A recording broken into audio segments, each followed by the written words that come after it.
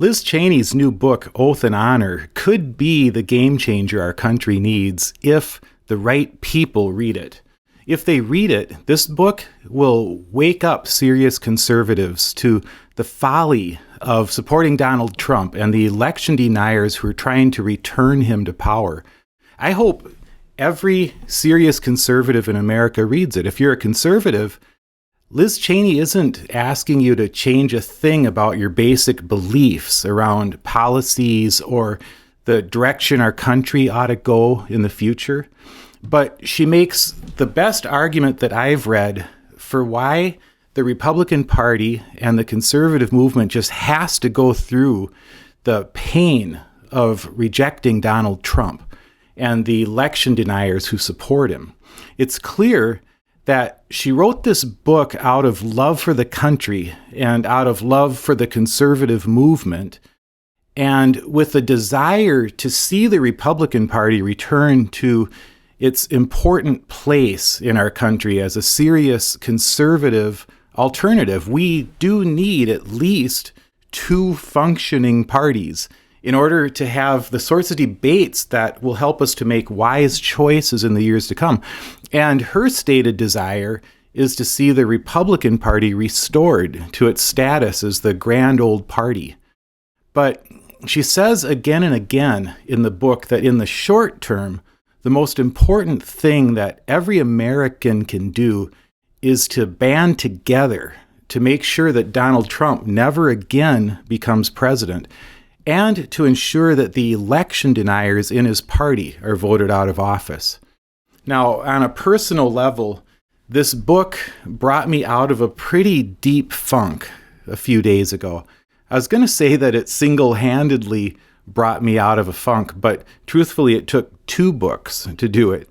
As soon as I finished Liz Cheney's book, I picked up The Kingdom, the Power, and the Glory by Tim Alberta. And I'm about a third of the way through that one. And the combination of those two books gave me just a lot more hope for the future of our country and for the future of the church than anything else that I've read in years.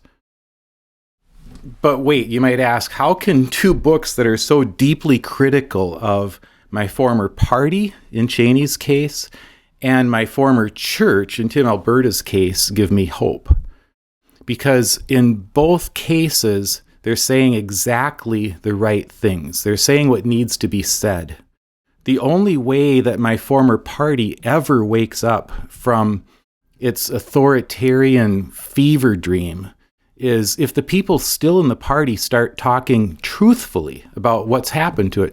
And the only way that the evangelical church ever recovers from its psychosis and begins to access its non-crazy side is if those who still call themselves evangelicals realize just how lost they've become.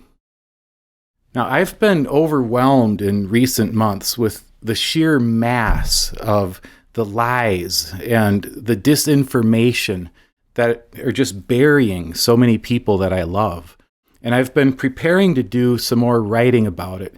But that task has just seemed just too big until I read these two books, and specifically the part of the task that I just couldn't see myself having the time or the skills or the credibility to take on is all of this laying out of facts, like irrefutable facts about some really important things, some really bad things that have happened over the past several years. And I'm not a Republican insider like Liz Cheney, and I'm not a skilled journalist like Tim Alberta. So now, all of a sudden, I've got these two fantastic books that I can point people to that cover those two major areas with precision and with credibility. And that's going to allow me to focus on what I do best, which is just to help people think more deeply about the issues that are tearing our country and our churches apart, without spending all of my time trying to build a basic fact pattern. I'll talk in a later video about Tim Alberta's book. Today, I just want to encourage you to read Liz Cheney's book and to buy it as a gift for any serious conservative Republicans you know who are willing to hear the truth about what's happened to their party since Donald Trump. The best thing about Oath and Honor is that Liz Cheney writes from a strong position. She doesn't have to earn a hearing. Any serious conservative will respect what she has to say, even if they might ultimately disagree with some of her conclusions. Now, any Trump follower who's already outright rejected Liz Cheney, that person's just simply a member of a cult. And there's no book that's going to reach that person. They only get better with fasting and prayer. But millions of conservatives can't stand Donald Trump, and they wish that they didn't have to vote for him. But in the end, they will vote for him anyway if he ends up being the Republican nominee. And he's banking on that, of course, which is why he's appealing to the worst people in America to give him the Republican nomination again, knowing that most of the normie Republicans and conservatives will hold their noses and vote for him once he's the nominee. So Liz Cheney is uniquely situated to explain to these normie Republicans and conservatives why that would be a catastrophic decision to make. Her writing style in the book is direct and matter of fact, a lot like the way she spoke in the January 6th hearings. She doesn't raise her voice rhetorically the way that I probably would be tempted to do, because she doesn't have to. She's a serious, powerful woman who knows exactly what she's about, and she's got quite a story to tell. Now, if you only watch Fox News or other right-wing outlets, you might have a positive view of some pretty reprehensible people like Jim Jordan or like Mike Johnson, the new Speaker of the House. But Liz Cheney takes us behind the curtain to see who these guys really are and what their agenda really is. But the one guy, other than Donald Trump, that she most effectively exposes in this book is Kevin McCarthy, the former Speaker of the House. I read Liz Cheney's book on this Tuesday. And on Tuesday night, I told some of my friends, there's no way that Kevin McCarthy finishes out his term after the way that Liz Cheney exposed him in this book. And sure enough, the next day he announced that he's not only leaving Congress, he's leaving before the end of his term. And being Kevin McCarthy, he'll probably find some way to talk about it that doesn't mention how humiliated he is at Liz Cheney undressing him in front of millions of people. But once you read the book, I think you'll agree with me that she shows his hypocrisy and his weakness in the face of Donald Trump so clearly that he really had no choice but to step out of the limelight as soon as possible.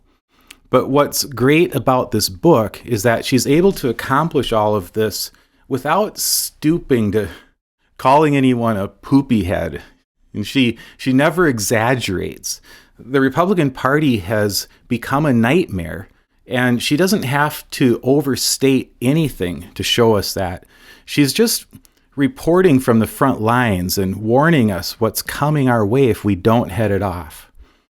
Now, I feel like I've been dying of thirst for 7 years, just waiting for serious people in the Republican Party to start telling the truth about Donald Trump and the MAGA movement. Every once in a while, I get like a small sip that keeps me alive for a little while longer when one person or another comes forward and speaks the truth. But Liz Cheney has dug a well with this book. Truth is refreshing, and when it's shared with the authority and the clarity that Liz Cheney employs in this book, it's downright life-giving. So please read this book, and please get the serious conservatives in your life to read it as well. If the right people read this book, we won't have to worry about Donald Trump again. Maybe we can get back to liberals and conservatives like debating the future of the country without fear that the worst people in our nation will destroy everything that the rest of us have been building for hundreds of years. Thanks for listening.